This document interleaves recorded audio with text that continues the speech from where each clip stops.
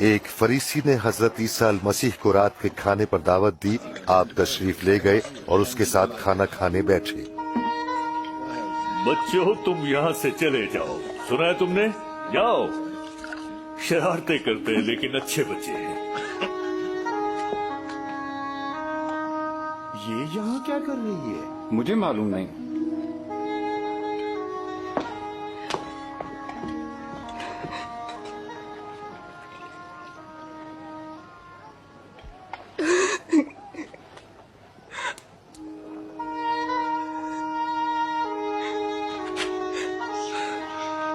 یہ کر کیا رہی ہے؟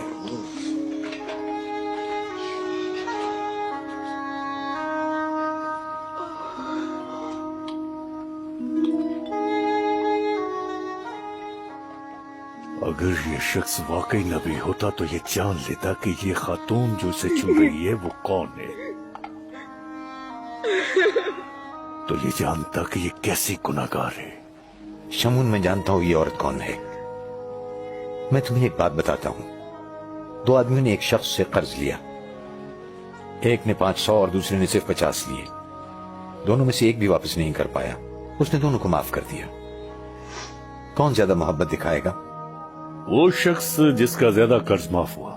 تم ٹھیک کہتے ہو. تو پھر اس عورت کے بارے میں کیا خیال ہے؟ میں تمہارے گھر آیا. تم نے پاؤں دھونے کے لیے پانی نہ دیا، لیکن اس نے میرے پاؤں آنسوؤں سے دھوئے اور اپنے بالوں سے صاف کیے. تو نے تو نہ چوما، مگر یہ عورت جب سے آئی ہے میرے پاؤں کو چوم رہی ہے. تو نے میرے سر پر تیل نہ ڈالا، لیکن اس نے میرے پاؤں کو معطر کر دیا. میں تم سے کہتا ہوں اس کی یہ محبت ثبوت ہے کہ اس کے سارے گناہ معاف ہوئے. جس نے تھوڑی معافی پائی محبت بھی تھوڑی کرتا ہے.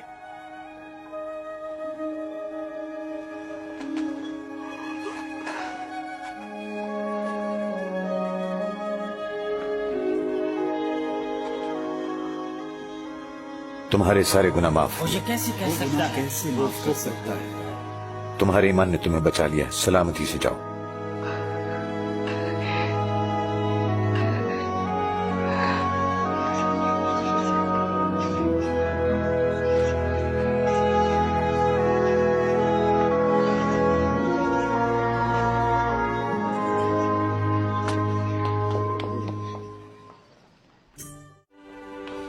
لیکن ہیرودیس نے جو جلیل کا حاکم تھا حضرت یحییٰ کو قید خانے میں ڈال دیا، کیونکہ انہوں نے ہیرودیس کو اپنے بھائی کی بیوی کے ساتھ ناجائز شادی کرنے پر ملامت کی تھی.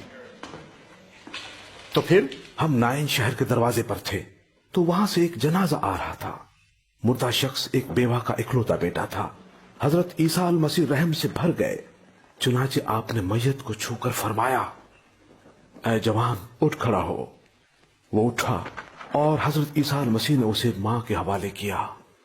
ان سے پوچھو کیا آپ وہی ہیں جو آنے والے تھے، یا ہم کسی اور کی راہ دیکھیں؟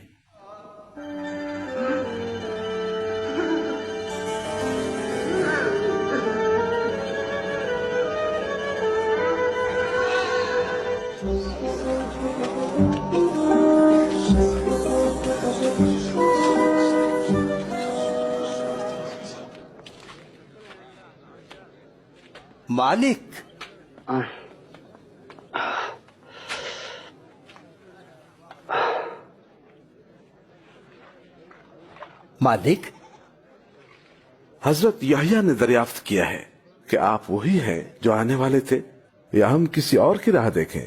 تم نے جو کچھ دیکھا ہے یحییٰ کو بتاؤ کہ اندھے دیکھتے ہیں اور لنگڑے چلتے ہیں.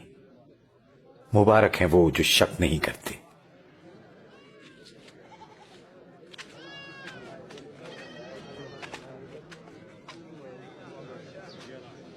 مجھے اٹھا لیجئے نا. اوپر آ جا. اب دیکھ سکتے ہو؟ میں حضرت عیسیٰ کو دیکھ سکتا ہوں. ایک کسان بیج بونے کے لیے نکلا. جب وہ بو رہا تھا تو کچھ راہ کے کنارے گرا اور پاؤں تلے آیا، اور پرندوں نے اسے چگ لیا. اور کچھ پتھریلی زمین میں گرا. جب وہ بیج اگا تو سوکھ گیا، اس لیے کہ اس کو پوری خوراک نہ ملی.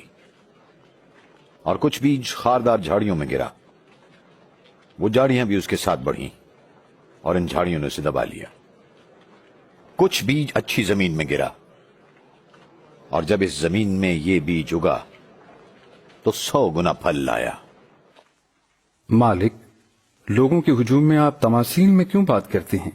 تمہیں اللہ تعالیٰ کے بھیدوں کا علم بخشا گیا ہے، دوسروں سے تماثیل میں کلام کرتا ہوں تاکہ وہ دیکھتے ہوئے بھی نہ دیکھیں اور سنتے ہوئے بھی نہ سمجھیں۔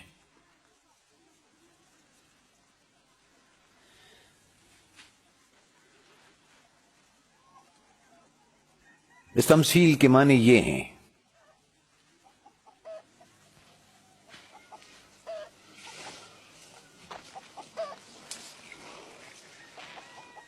بیج اللہ کا کلام ہے،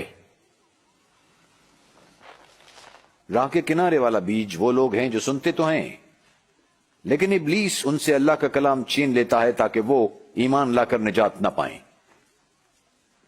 پتھریلی زمین والا بیج وہ لوگ ہیں جو اللہ کی باتوں کو سنتے اور قبول کرتے ہیں، ان کی جڑیں نہیں ہوتی، یہ عارضی ایمان ہوتا ہے، اور جب وہ آزمائش میں پڑتے ہیں تو وہ پھر جاتے ہیں۔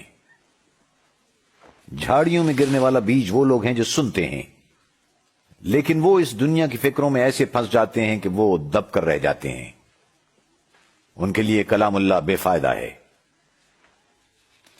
اور وہ بیج جو اچھی زمین میں گرا، اس سے مراد وہ لوگ ہیں جو کلام اللہ کو سنتے اور قبول کرتے ہیں اور اپنی زندگی اس کے مطابق بناتے ہیں۔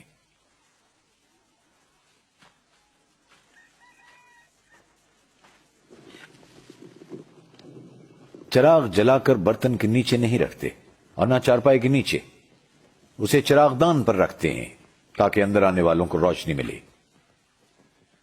جو پوشیدہ ہے ظاہر کیا جائے گا، اور جو کچھ ڈھکا ہوا ہے عیاں کیا جائے گا۔ تم محتاط رہو کہ کیسے سنتے ہو، کیونکہ جس کے پاس ہے اسے اور دیا جائے گا، لیکن جس کے پاس نہیں اس سے وہ بھی لے لیا جائے گا جو کچھ اس کے پاس ہے۔ مالک، آپ کی والدہ اور عزیز باہر منتظر ہیں۔ میری ماں اور عزیز وہ ہیں جو کلام اللہ سنتے ہیں اور عمل کرتے ہیں۔